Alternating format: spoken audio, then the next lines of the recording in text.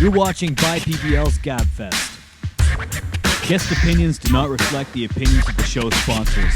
Video and audio quality is determined by the individual partaking in the program. We apologize in advance for any enlightened views of the industry or hurt feelings. Welcome to the pilot episode of Gab-Fest. Our first episode, we're exploring the ideas commonly found online, talking about the end of paintball. It's a big episode, so I'm joined with Nelson Fonska from Kitchener Recon, who plays in CXBL and the PSP. I'm also joined with Nick Slowiak from Chicago Aftershock. We all know the industry's taken major hits these last couple of years. So Nelson, how exactly has the weaker industry affected teams in your opinion? All right. Well, I think that Recon's biggest mandate now is to work with the younger players and develop the younger players and to build the sport. As the sport is, we see that it is dwindling a little bit, and that's because of the economy. Paintball has done so well for, 15 years. It's just like any other business. It's got to give at some point in time, and it's going to drop. But like any other business, it will pick up. But we have to keep going and working with those younger players. Nick, when do you feel the industry was at its brightest and best? Oh, it's brightest? I don't know if the industry's ever been that bright. I mean, my personal feelings, and man, I hope I don't get in trouble for saying it, is I think that some of the people that have run the league back in the day were kind of greedy and just only cared about themselves. I mean, with Aftershock, our owner, Rennick Miller, he's got a field, he's got 3 or 4 stores, he's got Shock Tech.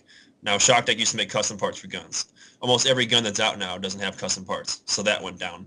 He used to make tons of custom autocockers. Well, no one shoots an autococker anymore, so, you don't sell many of those. I mean, on that side of things, he's lost money. Definitely as paintball's declined, so is sponsorship per se, and just the things that you get as a team. For me, I've been riding on the wave when I first joined Aftershock, is that Aftershock was one of the best 10-man teams in the world, and they did pretty well in NXL. And so I haven't won anything with Aftershock. I mean, we came pretty close at cut, but we still got our asses handed to us in the last match. But I haven't won anything, so what have I earned? I mean, I've been riding on the names of some of the greatest players I've ever played, and that's how I've been playing free paintball for the last 5 years. So, the guy that owns our team doesn't have to be doing it. His livelihood, he's employed through paintball. His life depends on how well his field and the store does. I'm just some kid who's he's paying for flights and hotels just to have fun and live my dream. He's got 3 kids he's putting through school. I mean, I feel I'm so blessed and grateful that I had this opportunity to do this, and I can never ever repay him except for hopefully being able to win a World Cup or a series and put that trophy on the wall, which will be dwarfed by the many others that he has. So, I mean, yeah, it's intense. Talking about jobs and all that, Nelson, if you were charged with the sole job of making things right in the industry of paintball, where would you start? Wow. I did this one go to Nick first. Can you repeat the question? You kind of have to start. The changes got to be started, and whatever needs to be done, it's got to start with the younger generations so that they don't get and follow into that mindset of, if I'm going to be playing CXBL, I want a free ride. And it's going to be whatever team picks me up I'm going to get that free ride with. That's who I'm playing with. Those days are pretty much gone. Nick, in your opinion, is this the end? And I don't know, what really excites you about the future of paintball? Is this the end? Well, I hope not, because this is the first show we're doing, so I hope we have more to talk about it. Let's say, going with what Nelson said, I mean, you have to start younger. I mean, there's new kids all the time that are coming into paintball. People have to understand that even to say me being a pro player, I've paid for plane tickets to go places.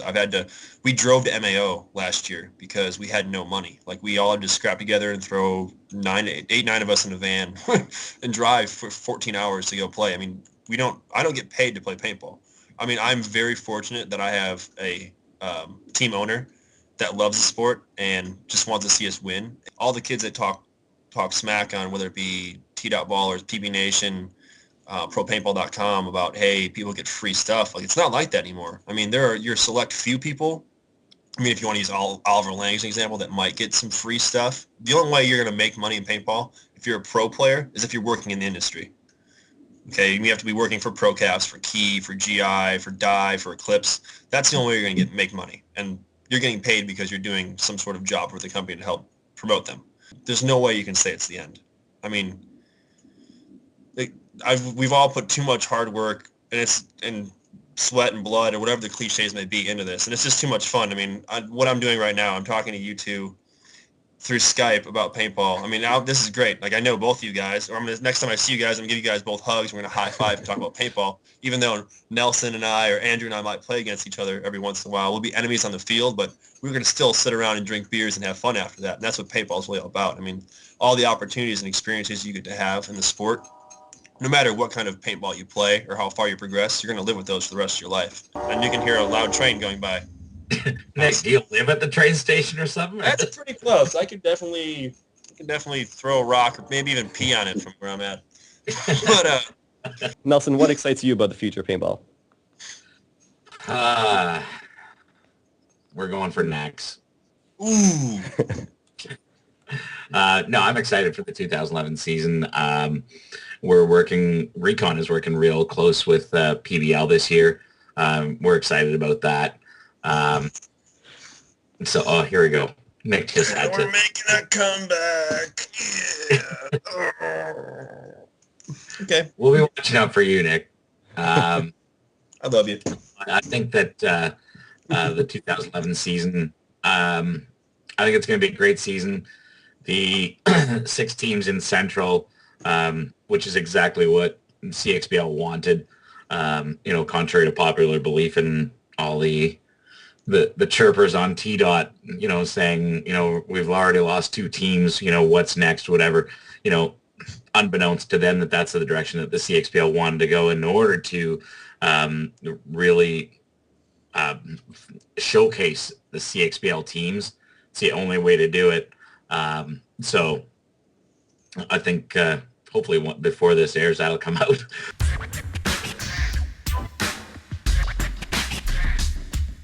So there you have it, guys. Thanks for watching the short pilot of Gab-Fest. We want to thank BuyPBL for making all this possible. There's a full season of Gab-Fest coming right to you guys. There's going to be lots of hot topics, major discussions, and a lot of pro player opinions. If you guys have any questions or want to talk about Gab-Fest, make sure to check out BuyPBL's Facebook page.